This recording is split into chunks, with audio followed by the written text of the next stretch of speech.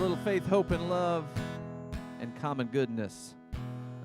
This is an old protest song from the 60s. If you feel like it, sing along. There's something happening here. What it is ain't exactly clear.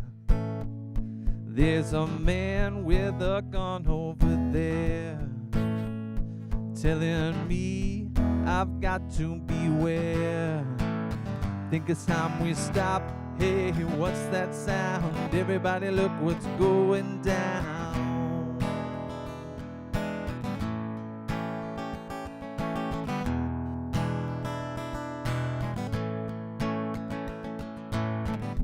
Paranoia strikes deep.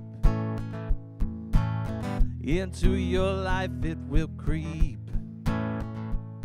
It starts when you're always afraid. Step out of line, the man come and take you away. Think it's time we stop. Hey, what's that sound? Everybody look what's going down. Stop, children, what's that sound? Everybody look what's going down.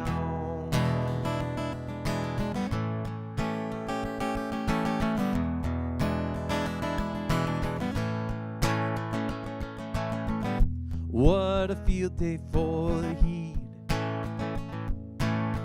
10,000 people in the street, singing songs and carrying signs.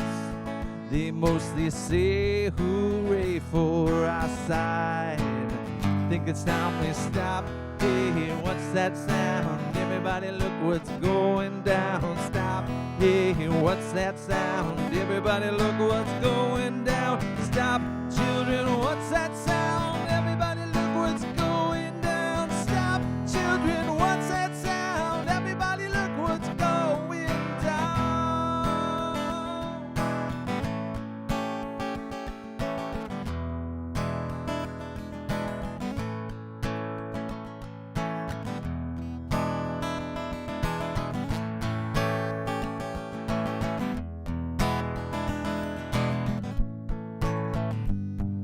Stop, hey, what's that sound? Everybody look what's going down. Stop, children, what's that sound? Everybody look what's going down. Stop, hey, what's that sound? Everybody look what's going down. Stop, children, what's that sound? Everybody look what's going down. Stop, children, what's that sound? Everybody look what's going down.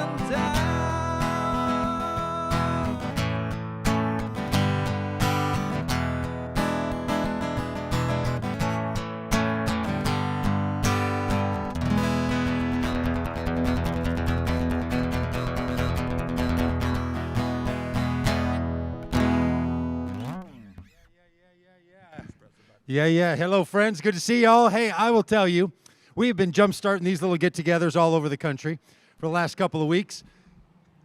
And deep in the heart of our bus, deep in the heart of the people on that bus, we've been saying to ourselves, hang on, someday you're going to get to Bloomsburg. Because we love being in, as Lisa calls it, the sleepy little town of Bloomsburg. There's nothing quite like it. We've been here a number of times before. We love this little town. And we're out here because we're asking people to make faith, hope, and love their driving force on Election Day. Now, for a lot of people, politics is nothing about one team or the other, this versus that. We understand that. You're going to walk into a ballot booth and you're going to have to make a choice.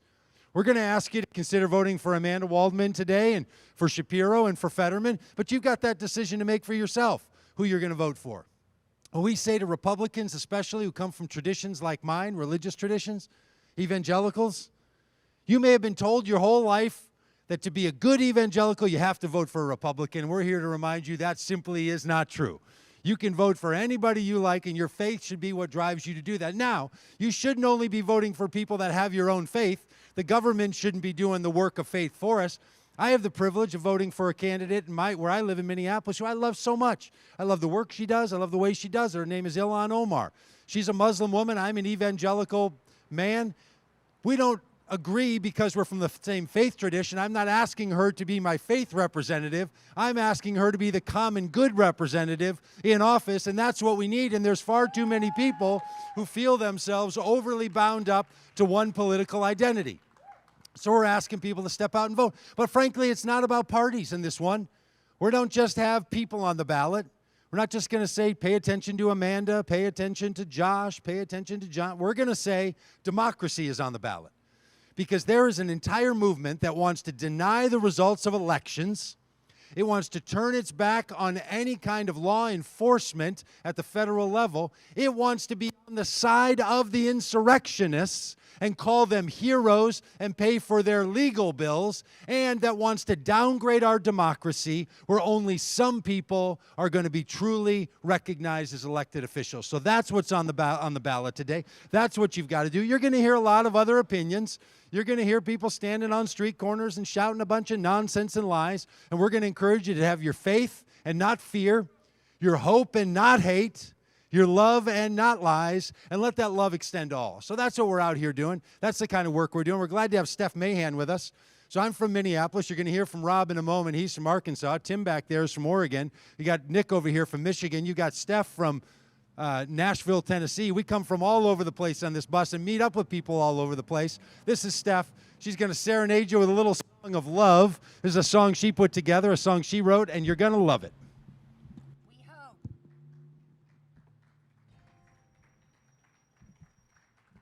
I'm so glad you guys are here.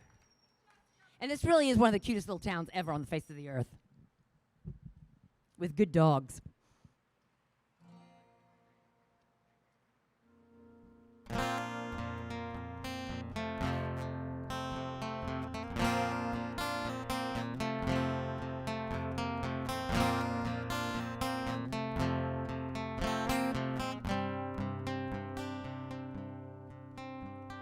How we gonna build a bridge when all we do is build a wall?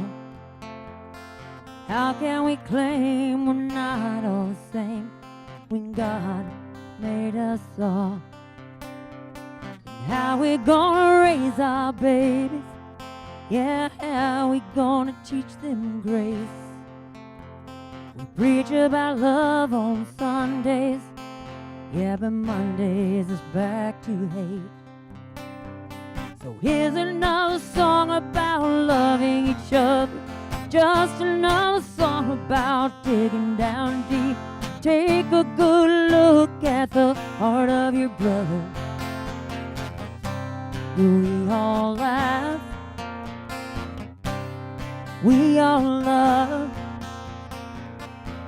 And we all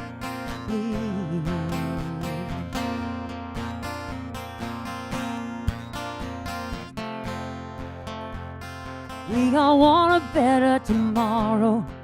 Yeah, 'cause everybody's had enough of all of the hurt and the hatred. Yeah, we could show you some love. Oh, but getting there, it won't be easy. So much work to be done.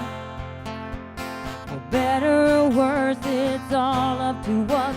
But a change has got to come. So here's another song about loving each other, just another song about digging down deep.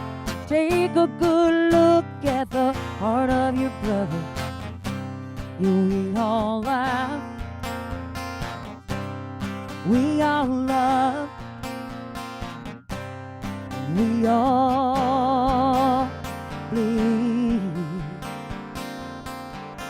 But a change has got to come. Yeah, so here's another song about love.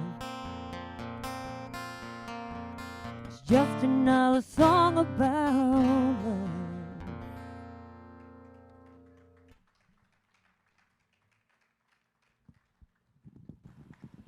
Steph Mahan, everybody.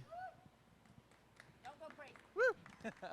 Hey, my name is Rob Ryerson. I'm a pastor from Fayetteville, Arkansas, and I'm also a lifelong Republican. And And I could tell you about growing up Republican and, you know, the picture of Newt Gingrich I had on my wall and Republican summer camp that I went to and calling the Rush Limbaugh show and all of that. But I got to tell you that in a lot of ways, I woke up the day after the election in 2016 and was just absolutely horrified and had a number of big questions rolling around in my head. One was, what just happened? What happened to the Republican Party that I grew up in? And it had changed so much, and frankly, I've changed so much. And, it just, wasn't a good fit anymore.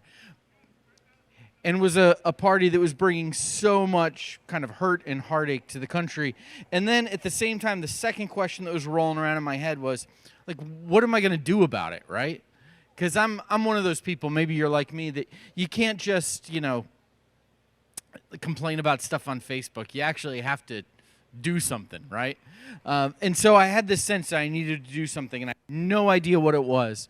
Until one day I came home from work, and my wife held her phone out at me. She had listened to a podcast, and she said, "You've got to listen to this podcast. You've got to do this." And it was a podcast about this group that was recruiting people to run for Congress. I don't know if you ever had that day where you get up, you go through your normal day, you do all your normal stuff, and then you go to bed that night thinking, I might run for Congress. Amanda's had that day. I've had that day. It's a weird day. It's a weird day. So that led to me running this kind of grassroots long shot campaign for Congress that didn't go my way, but it did lead to a whole bunch of great opportunities. And one of those being to get on the bus and be a part of the work of Vote Common Good. And I'll tell you, one of the things that I've learned along the way is that, we've got this sense that things are so, the problems are so big, right? We're talking about preserving democracy, talk about election integrity. We think about the future of the planet and the country and all of it. It just feels so big and overwhelming. And you might wonder, what can I do in the face of that, right? What can I do? There's different theories of change. There's people who think that change comes about through wholesale change, where you just change everything all at once. And that's a great idea, but it's kind of tough to pull off. And then there's this thing called incremental change that you've heard of, where we're going to take a little small step in the right direction. But the problem with that is it seems like we never get there, right? We just keep taking small steps, and somehow we end up not going in the right direction after all. And incremental change, it doesn't seem to work. There's a third theory of change that's really kind of captured my imagination. It's called acupunctural interventions. Acupunctural interventions. The idea is that one small thing can make a huge difference. One prick of a needle can touch the right nerve that can make a whole body feel better. One little thing can make a big difference. And I want to encourage you that as we head into the next week or so before a big election on November 8th, that you've got to keep doing those small little things that could make a big difference. Whatever it might be for you. It might be donating to a campaign. It might be knocking on doors. It might be making phone calls and sending texts. Definitely voting. And all of those things feel really. You feel like I can only knock on a few doors. I only have one vote. I don't have that much money to donate. It feels so small against all of the big stuff. But the reality is that you never know what small little thing might make a big difference. What 5 little stones might knock down a giant, or what loaves and fish might feed a multitude. What little baby might change the world. So it's really it's really cool to think about what you can do. And I would love, because I've become absolutely passionate about this, I think everybody should run for office. I think everybody should. And you're going to hear from Amanda in a little bit, and you might be thinking, well, like, wow, I don't know, run for office, is that like really something I could do? Absolutely, you can. Like, regular people can do it all the time. People like Tom. Tom's running for state representative. Come up here, Tom, and tell us about yourself real quick. Tom, tell us who you are and what you're running for. Yeah, I'm running for state representative. I'm a libertarian, so I think that I love this message of faith, hope, and love. And I'm afraid that most of the hate in our system comes from the major parties and the entrenched leadership in the major parties. So I think really going third party, going independent, is a way to get away from and to bring love and inclusion back into politics again. Awesome. Thank you, Tom. Thank you for running. Thank you for doing what you're doing. We appreciate it. Whatever small thing you can do that thing. Dan.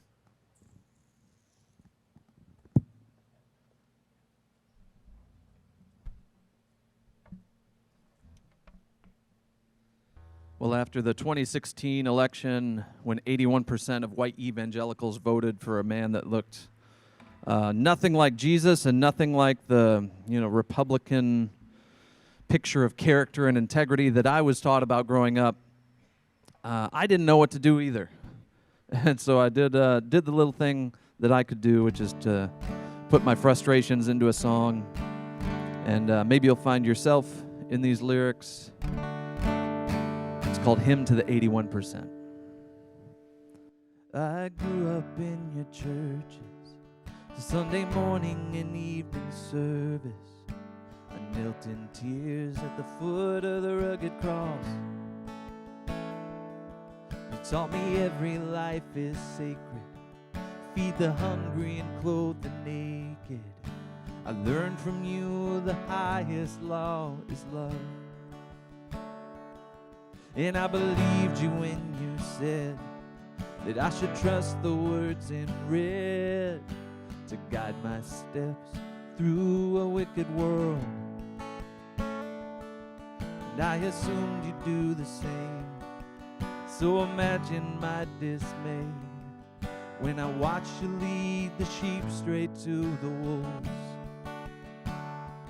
You said to love the lost. Well, I'm loving you now. You said to speak the truth. Well, I'm calling you out. Why don't you live the words that you put in my mouth? May love overcome and justice roll down. Boy, they started putting kids in cages, ripping mothers from their babies. And I look to you to speak on their behalf. Oh, but all I heard was silence. Or worse, you justified it, singing glory, hallelujah, raise the flag. See, your fear it turned to hatred, but you baptized it with language torn from the pages of the good book. You weaponized religion, and you wonder why I'm leaving to find Jesus on the wrong side of your walls. And you said to love the lost. Well, I'm loving you now. You said to speak the truth. Well, I'm calling you out. Why don't you live the words that you put in my mouth? May love overcome and justice roll down.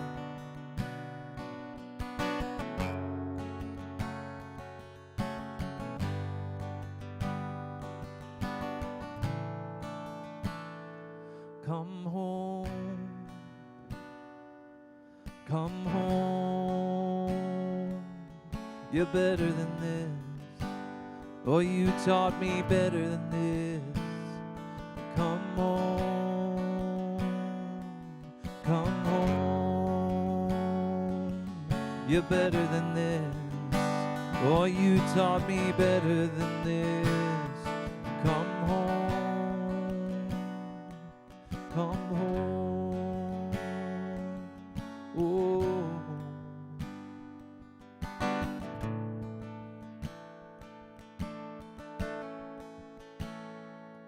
Maybe I was too naive, or I just didn't want to see that there's always been a little poison in the well. Our churches sit on stolen land, a nation built by stolen hands, and we use the Bible to justify it all. Yeah, from slavery and segregation to mass incarceration. This is who we are, but not who we have to be.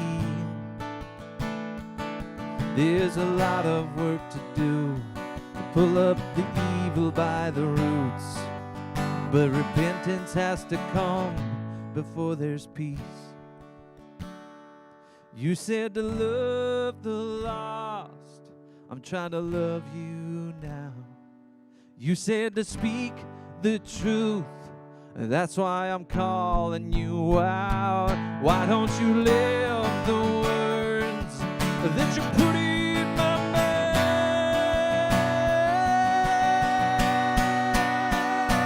May love overcome, injustice roll down. May love overcome, injustice roll down. May love overcome, injustice roll down.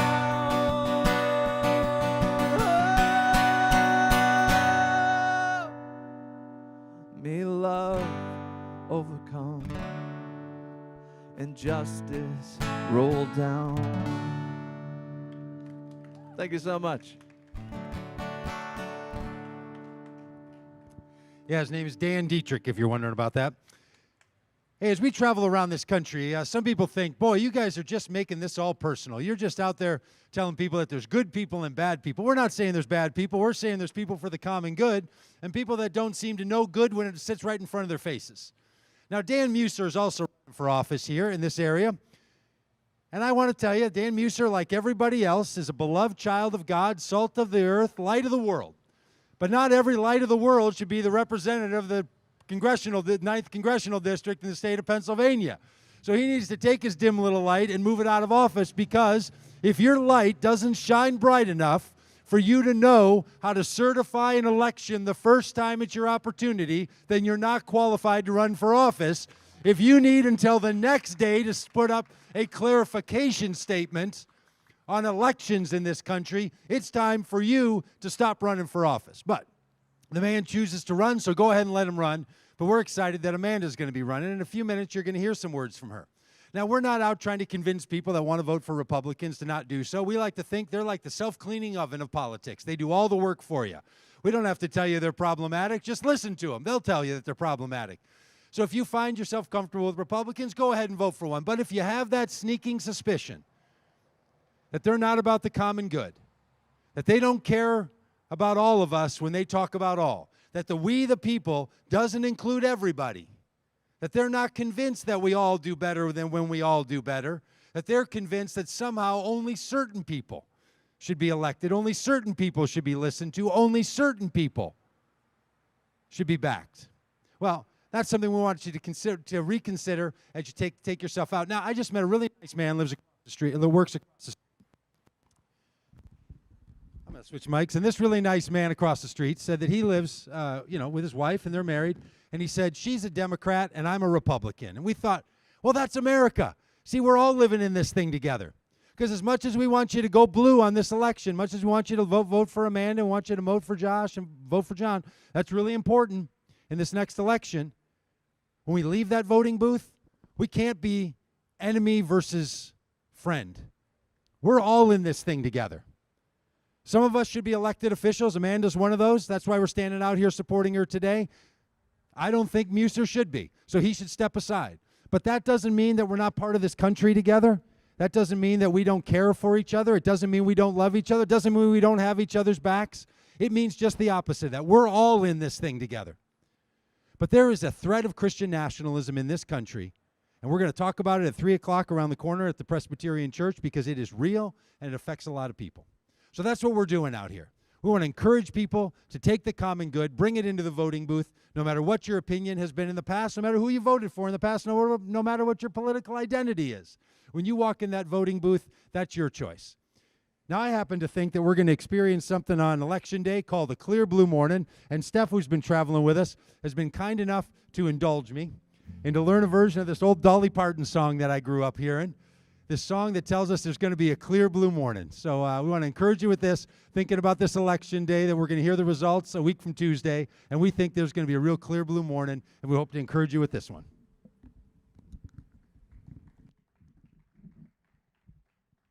Thank you so much.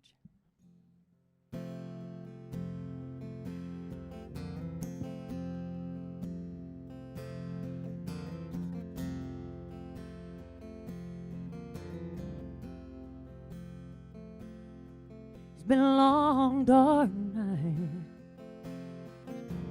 and I've been waiting all the morning.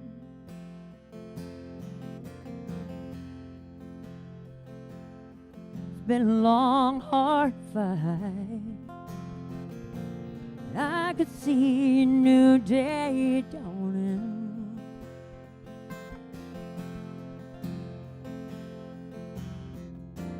I've been looking for the sunshine. I ain't seen it in so long. But everything's gonna be alright. Everything's gonna be right. It's been so wrong.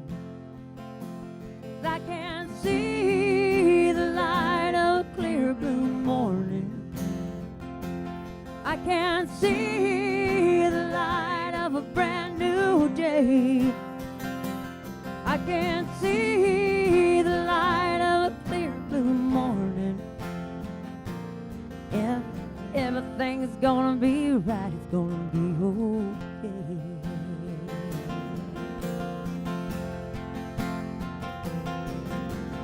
Okay, and I'm going to need you guys to help me sing this part. All we're going to sing is just it's going to be a clear blue morning, okay? I can see the light of a clear blue morning, okay?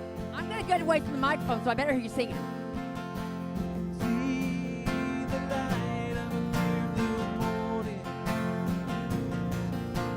See the light of a brand new day.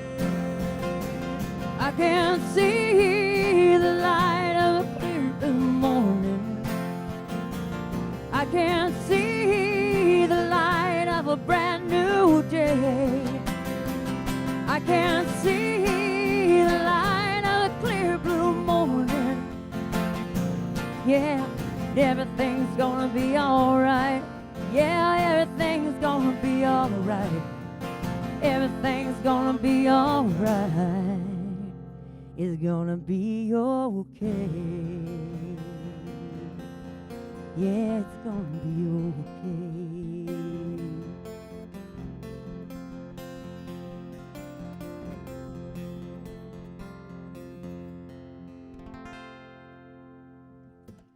Yeah.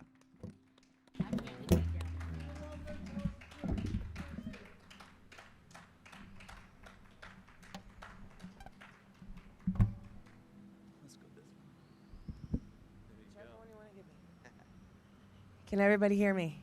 Do I not have to yell today? What's that? Okay. I'm so used to having to yell to crowds. It's just weird to be able to talk in a normal voice. So thanks all for coming out. And Rob, thank you very much for reaching out and telling me about this. This is amazing. I didn't know you guys existed. I was so excited. I called my staff and I'm like, guys, did you know this is a thing? This is absolutely amazing. So 2 years ago, I woke up one morning. I got really angry with Fox News in the background. And you have that moment that Rob was talking about, why not me? Fine, I'll do it. And the other side is, why is it always got to be me? I want everyone to run for office, anything. Do it. Serve the community. Since 2020, that's what I've been saying to people. It's not about a party. It's not about an opinion. It's about serving our communities. And somebody has to step up and serve. I flipped from state house run to a congressional run. I'm still questioning whether or not I was fully mentally aware that day. I don't regret any of it. I've loved meeting everyone. I've loved traveling. I've loved talking. I've loved talking to Republicans and independents and Democrats and everybody in between. I think our role is more about engagement, getting people involved. So win or lose, if I've managed to, as I believe party politics would call it, improving the margins, I just want to improve turnout. It doesn't have to be all greed and corruption, party politics fighting. It can be about so much more. It can be about the exchange of ideas. It can be about the education of regular people, each of us educating each other. We can't continue down this path of constant fighting. It's not going to get us anywhere except without a country and without a government. And I don't want to see that happen. I was told yesterday that I'm very much a moderate. And I kind of scoffed at that, and I thought, am I a moderate? Or is it that I'm just acknowledging that my opinion isn't the only one that matters, and I'm willing to listen to other people with different opinions? So I kind of fought back on that a little bit. I'm like, woo, did I move too far up here? Sorry, guys, are you awake now? I saw a couple of you nodding off. I pushed back on that, and I was like, personally, I'm progressive. I'm not really, really far to the left, believe it or not. Sometimes I can come across that way. But I also know that that's just my personal opinion, and that the majority of the people I represent are in the middle. They're not over to the left or to the far right. They're in the center. And if I can get anything done from the middle, that's what I want to get done. I support the incremental steps to change. The problem that we've seen when we don't feel like we're really getting far is because we kind of forget to put enforcement in place, or we forget to fund, or we forget that if we didn't work in a bipartisan way to get it passed the first time, that with the next changing of the guard, everything that we moved forward is going to be ripped away, and we have to start all over because we're not willing to hear another opinion. It's an opinion, guys. It's an education. Take it for what it's worth, learn from it, figure out what do we have in common, and take it from there. I've had a majority of Republicans, they're still registered Republicans, tell me they're going to vote for me this time. Until their party finds a sane candidate, and when they have a sane candidate, they'll vote against me. And I said, I appreciate that. I'm telling people I'm a Democrat in a red area. Who's going to be the easiest person to get rid of in 2 years if I don't do all the things that I'm telling you I'm going to do? I'm out. But that is also good for the people because it means I'm going to work that much harder to reach across the aisle to make sure their voices are heard. I could care less about Walmart. I could care less about Costco, name a corporation, Amazon, whatever. I couldn't care less. I care about the businesses here. Cornerstone, Initech, law offices, not the Dollar General. I care about our mom and pop Main Street. If we keep fighting, nothing we do is going to help them. It's not going to help us have disposable income to support them. They're not going to be able to increase their orders and help their supply chain people. We're not going to get anywhere. And we're just going to keep finger pointing. So I'm asking, these guys, come together. I want to say vote Democrat because I'm a Democrat. I happen to get along with Tom. We were just having a chat. I'm also really good friends with Ed, so I'm staying out of it. Vote for both of them if you can. I don't know how that works out.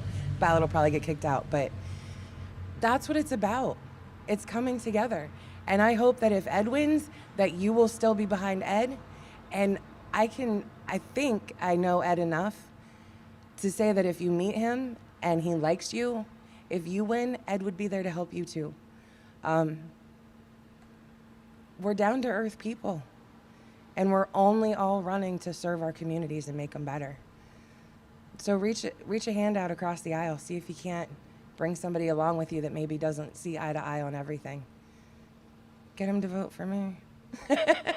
And Shapiro, and Fetterman, and Ed, and Tom.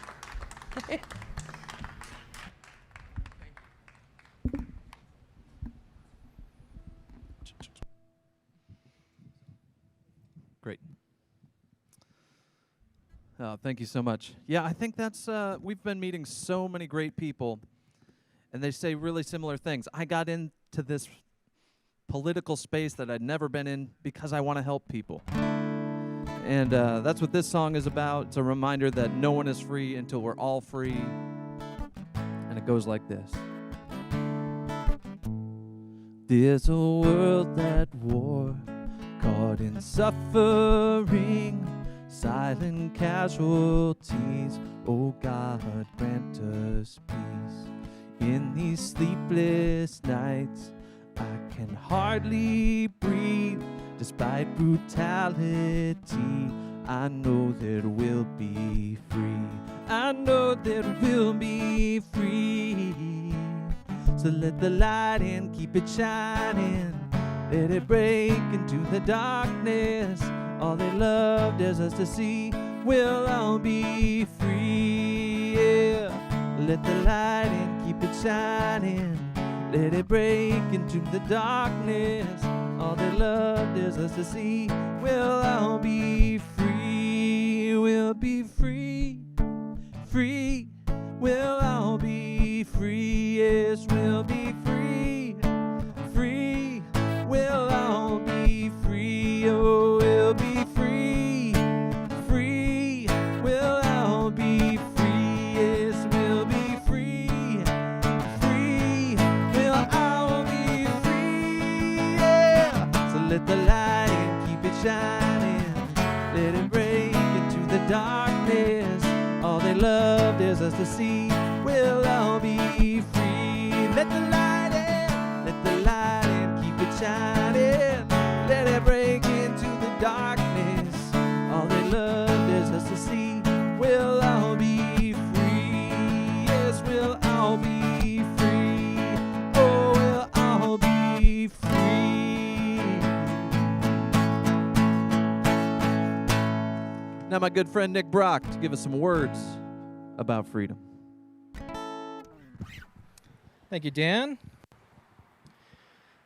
The original Declaration of Independence rests within a frame made of pure titanium that's coated with gold. The glass enclosing it is tempered, laminated, and calibrated to a thickness of 3/8 of an inch in order to block out harmful UV light. And 70 bolts around the frame apply 300 pounds of pressure per linear inch, sealing it in. Now inside the frame, parchment made from 1776, sits atop a perforated aluminum platform so that moisture can reach the backside of it in order to keep it supple. And all the while, inert argon kept at approximately 40% humidity and 60 degrees Fahrenheit staves off the oxidation process. And most grandiose of all, the case housing the Declaration, along with the U.S. Constitution and the Bill of Rights, collectively known as the Charters of Freedom, are lowered beneath the ground every night into a custom-built vault made to withstand a nuclear blast. But despite these advances for preservation and security, the ability to detect problems is growing faster than the capability to solve them. And most importantly, figuring out what to do if a problem arises.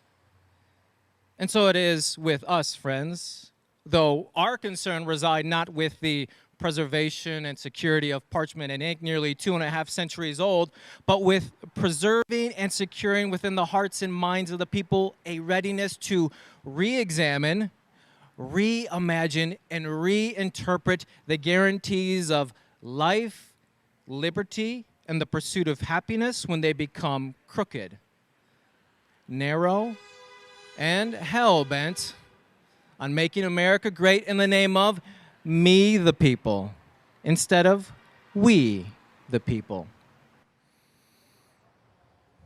What then shall we do, you might ask? I'd like to suggest Scripture, American Scripture. On November 19, 1863, President Abraham Lincoln would use only 272 words for delivering his Gettysburg Address. The speech, lasting just 2 minutes long, would enter the lexicon of American Scripture as one of the most powerful and concise statements of freedom our nation has ever heard. And drawing upon his unwavering quest for pursuing the true spirit of the nation's founding creed, Lincoln would posit a new vision of America amidst the chaos and rancor of a civil war. So standing thus on the blood-stained fields of Gettysburg, Pennsylvania, Lincoln would stand up and say, 77 years ago, our fathers brought forth on this continent a new nation conceived in liberty and dedicated to the proposition that all men are created equal. Now we are engaged in a great civil war, testing whether that nation or any nation so conceived and so dedicated can long endure. And Lincoln would continue on, but in a larger sense. It is for us to be here dedicated to this unfinished work thus far so nobly advanced.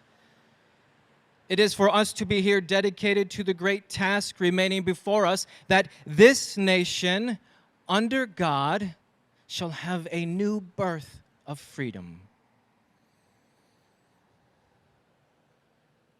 Lincoln's invitation to participate in the nation's unfinished work of equality would indeed usher in a new birth of freedom, rooted in the sentiment that American exceptionalism, thenceforward and forever, shall include those pushed to the very margins of society, the outcasts, and that to truly make and keep America great, this exceptionalism is incumbent upon each and every citizen, patriot of this nation, to pursue not only their individual liberties, but also the unalienable rights of others endowed by their Creator, no matter their race, color, national origin, sex, marital status, age, disability, etc., etc., etc. Or in other words, love your neighbor as yourself. In the hands of Lincoln, the Declaration became a living document, willing and able to inspire faith, hope, and love of country for the common good, whilst confronting conspiracy, secession, insurrection, and a rebellion against the peace and sanctity of the Union of the United States government. Friends, are you picking up what I'm putting down here? Ultimately, though, the authority for preserving the Declaration rests not just in the hands of presidents and politicians, but in we, the people. Poets, prophets, preachers, and you. Yes, you, ma'am, and you, and you. Which brings me back to where I began, with parchment and ink, what to do, and this Sharpie. There were 56 signers willing to sign their name to the Declaration of Independence, an act of treason, mind you, against the British Crown. And chief among them were Thomas Jefferson, John Adams, Benjamin Franklin, and the like. The first, however, was John Hancock, with his signature best remembered for being the largest and most flamboyant over all the rest. Now, anecdotes from American folklore suggest that Hancock wrote in such a manner as to make his defiance against King George III more than obvious to the naked eye and to those needing spectacles. However, no historical document remains as to why he did this. But what we do know is this: someone had to go first and pave the way for the others. Someone had to go first and pave the way for the others. One way we invite you into the work of Vote Common Good is by having you sign on with us. When you make a declaration, a commitment to faith, hope, and love, and confronting insurrections and Christian nationalism, we invite you to use this Sharpie and sign your name, city, and state to that bus right behind you. If you turn around, you will see a multitude of what I've just described. So after this event, you're going to have that opportunity. Come to me, and I will help you put your signature on there. Finally, I would like to leave you with these closing words from Lincoln's Gettysburg Address. Though the world will little note nor long remember what we say here, may our government of the people, by the people, and for the people never perish from the earth. Thank you. Thank you, Nick Brock. Hey, we're really glad you have been here. Amanda has got a sign there. We'd love for you to take one of those. I'll tell you what looks really great. That's a faith, hope, and love, faith not fear, hope not hate, love not lies sign right next to an Amanda Waldman sign in your yard. That's a nice little combo. That'll get some people talking. Or if you want to grab a Shapiro sign or a Fetterman sign. And if there's not enough out here for you, right down the street there is the campaign offices for all the Democrats, and they've got a bunch of signs in there. So I'd love to get your hands on one of those too. And share them with a friend. Don't just stick them in your yard. Get one for your friend. You know, take two. They're small. Bring one for your friend. So thanks for being with us. Amanda, greatest of luck to you on Election Day, and we really think it's going to be important in your election. And then we're going to hold you to all those commitments. Is that a fair deal? That's a fair deal. All right. So we'll see you later, folks. Thanks for being with us today.